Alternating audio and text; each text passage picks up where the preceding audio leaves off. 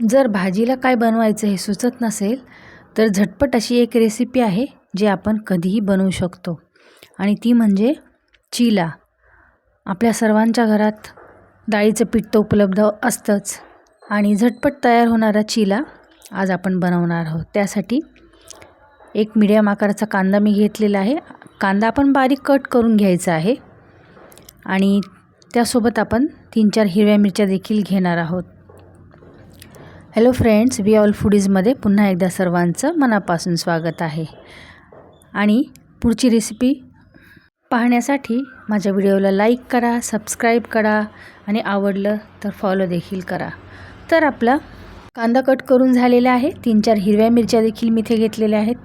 त्या देखील आपण बारीक कट करून घ्यायच्या आहेत, कारण जर मिरच्या बारीक कट केल्या तर त्या व्यवस्थित चिल्यामध्ये एकजीव होतात आणि त्या अशा खाताना सरबट देखील लागत नाहीत. जर तुम्हाला या ठिकाणी हिरवी मिरचीची पेस्ट घालायची असेल तरी देखील चालेल. तर इथे मी आपलं डाळीचं पीठ असतं ते आपण इथे चाळून घ्यायचं आहे. त्याच्या सगळ्या गाठी काढून घेणार आहोत आपण आणि त्या 1 वाटी हे आपण घेणार आहोत. डाळीचं पीठ चाळून झाल्यानंतर आपण त्यामध्ये रवा देखील घालणार आहोत. तर इथे जवळजवळ 1 वाटी मी डाळीचं पीठ घेतलेलं आहे. एका बोलमध्ये ते ट्रान्सफर करून घ्यायचं आहे आणि 1 छोटी वाटी इथे मी रवा घातलेला आहे. तुम्ही पाहू शकता रवा देखील घेतलेला आहे आणि ह्या पिठाबरोबर रवा घातला तर चिले छान क्रिस्पी बनतात. 1 टेबलस्पून आपण इथे जिरे पावडर घेतलेली आहे. अर्धा टेबलस्पून हळद घेतलेली आहे आणि जे आपण कांदा आणि मिरची कट करून घेतलेले आहेत ते आपण तेलावर परतून घ्यायचे आहे. तर एका तव्यामध्ये तेल घालून आपण ह्या सर्व मिरच्या तळून घेणार आहोत आणि त्या तळल्यामुळे चिल्यामध्ये छान टेस्टी लागतात आणि त्या देखील आपण चिल्यासोबत खाऊ शकतो. तर मिरच्या छान अशा खरपूस होईपर्यंत तळून घेतल्यानंतर आपण कांदा देखील त्यासोबतच तळून घेणार आहोत.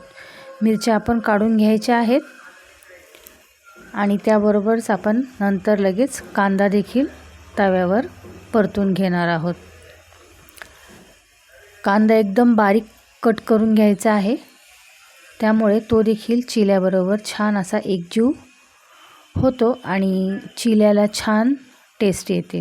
तर कांदा देखील आपण सोनेरी रंगावर परतून घ्यायचा आहे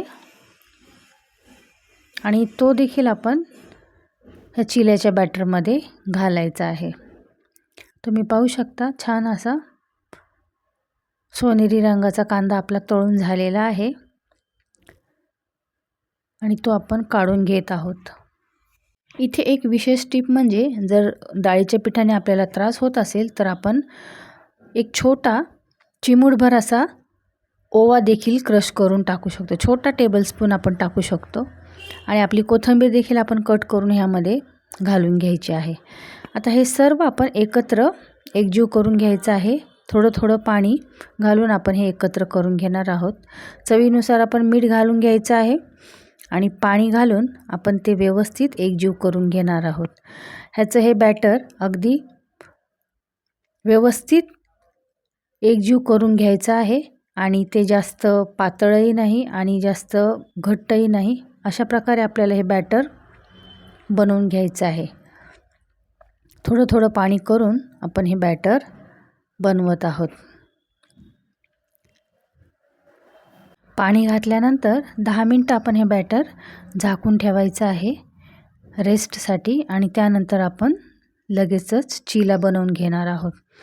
जो आपण रवा घातलेला आहे 10 मिनटं ठेवल्यामुळे तो देखील छान व्यवस्थित फुगतो आणि चिल्यासोबत व्यवस्थित एकजीव होतो आणि चिला देखील छान व्यवस्थित असा बनला जातो. त्यामुळे आपण हे बॅटर 10 मिनटं झाकून ठेवायचं आहे आणि 10 मिनटानंतर आपण हे ज्याप्रमाणे आपण डोसा तव्यावर बनवून घेतो त्याचप्रमाणे आपण हे बॅटर तव्यावर पसरून घ्यायचं आहे. थोडंसं तेलाने तवा ग्रीस करून घेतल्यानंतर आपण हे बॅटर घालायचं आहे. चमच्याने थोडं थोडं व्यवस्थित आपण हे बॅटर तव्यावर पसरून घेणार आहोत. तुम्ही पाहू शकता, एकदम घालायचं नाही, नाहीतर एकाच ठिकाणी बॅटर घातल्यामुळे चिला जाड होऊ शकतो आणि त्याची चवही व्यवस्थित येत नाही आणि ते खातानाही व्यवस्थित लागत नाही. तर तुम्ही पाहू शकता, व्यवस्थित थोडं थोडं करून आपण हा चिला तव्यावर पसरून घ्यायचा आहे आणि मीडियम आचेवर आपण झाकण ठेवून हे चिला शिजवून घेणार आहोत. झाकण ठेवून शिजवल्याने एका बाजूने व्यवस्थित चिला शिजला जातो. त्यानंतर आपण अलगद पलटून घ्यायचा आहे आणि पुन्हा दुसऱ्या बाजूने आपण तो शिजवून घ्यायचा आहे. पलटल्यानंतर आपण बिना झाकताच दुसरी बाजू आपण शेकून घ्यायची आहे आणि इथे आपण पाहू शकता, आपला दोन्ही बाजूने असा गोल्डन क्रिस्पी चिला तयार झालेला आहे. थोडं थोडं तेल घालून आपण व्यवस्थित तव्यावर हा भाजून घ्यायचा आहे आणि आपला इथे चिला रेडी झालेला आहे. हा चिला चपातीबरोबर किंवा जर तुम्ही ब्रेड खात असाल तर ब्रेडबरोबर खूपच छान लागतो. जेवणात म्हणजे भाजीचा एक उत्तम पर्याय म्हणून किंवा नाश्त्यासाठी देखील तुम्ही अशा प्रकारचा चिला नक्की ट्राय करा. आणि जर तुम्हाला मी बनवल्याप्रमाणे जर चिला आवडला असेल तर नक्की लाईक करा आणि सबस्क्राईब करा.